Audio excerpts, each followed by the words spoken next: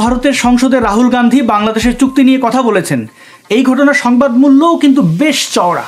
আবার একই সময়ে আদানির কয়লা উৎপাদন ও কয়লা ভিত্তিক বিদ্যুৎ কেন্দ্র নিয়ে আন্তর্জাতিক মিডিয়ায় বেশ কিছু নেতিবাচক খবর প্রকাশিত হয়।